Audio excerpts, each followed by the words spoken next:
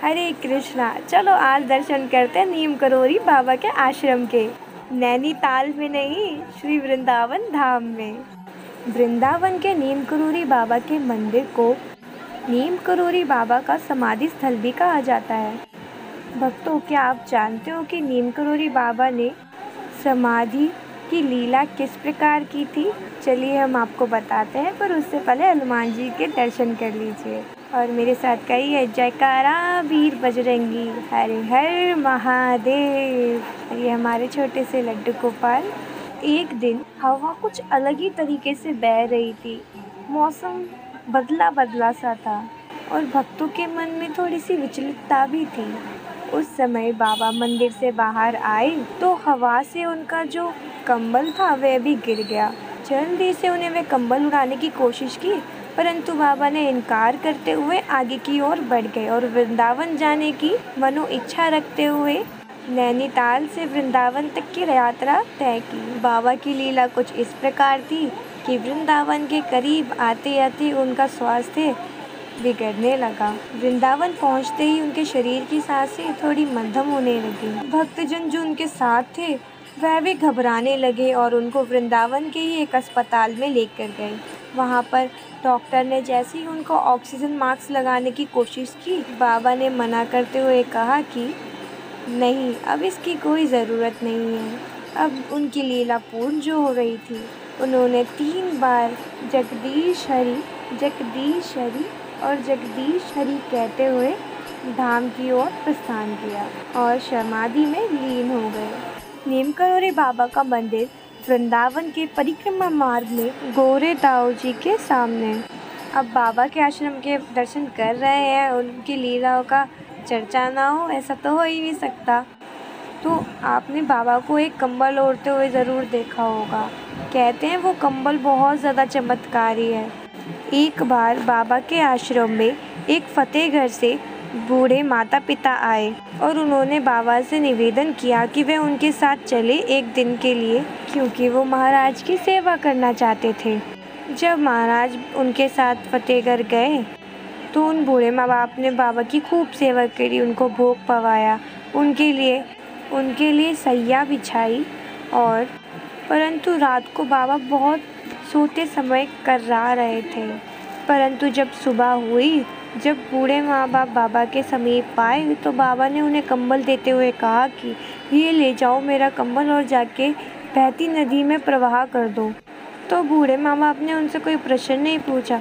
वह जल्दी से जाकर जैसे ही उसे कंबल को पानी में प्रवाह करने गए, उसमें से ढेर सारी गोलियां निकलने लगी बंदूक की। वह बूढ़े माँ बाप एक दूसरे को देखते रहे कि भाई ये क्या हुआ। और फिर जब वे घर पहुँचे तो उनके बेटे का उन्हें कॉल आया, जो कि सरहद पे जंग लड़ रहा था। उसने बताया कि माँ, सरहद पे कल मुझे बहुत गोलियां लगी और मैं बेहोश भी हो गया, परंतु जब मैं उठा तो मैंने देखा मुझे एक गोली भी नहीं छुई। ये सोच सोच कर मैं बहुत अचंभित हो रहा हूँ कि ये कैसे हो सकता है। फिर माता पिता को समझ में आया कि ये वे गोलियाँ उनके पुत्र को क्यों नहीं छुई, क्योंकि बाबा का चमत्कार था। ऐसे ही बाबा की खूब सारी निराली निराली लीलाएं हैं जो कि विश्व प्रसिद्ध है। नीम करोरी बाबा के इस मंदिर में सदैव हरि नाम का कीर्तन चलता रहता है। प्रियपति रामचंद्र की जय, प्यारे लक्ष्मण हनुमान की जय। अब आप दर्शन कर रहे हैं श्री नीम करोरी बाबा के समाधि स्थल की।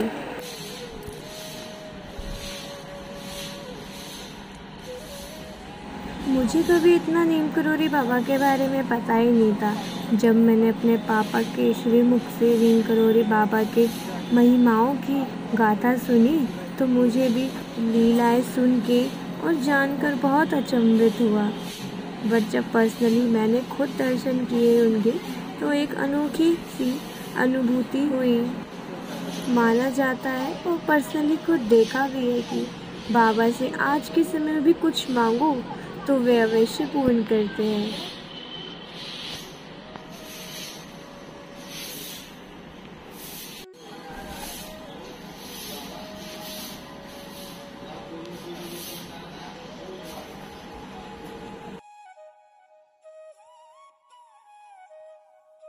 नीम करोरी बाबा कहते हैं सेल्फ सरेंडिंग और डेडिकेशन ऑफ तना mana एंड धना in the cause of the divine mission of the Guru is real गुरु भक्ति।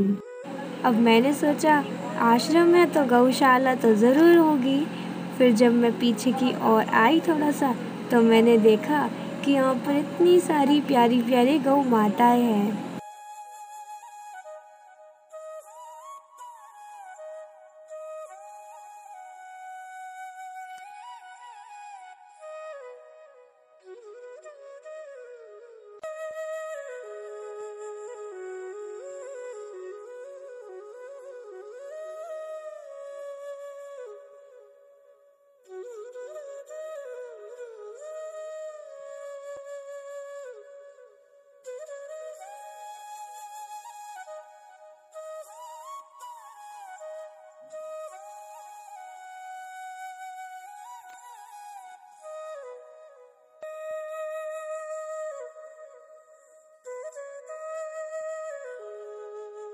हरे कृष्णा, राधे राधे।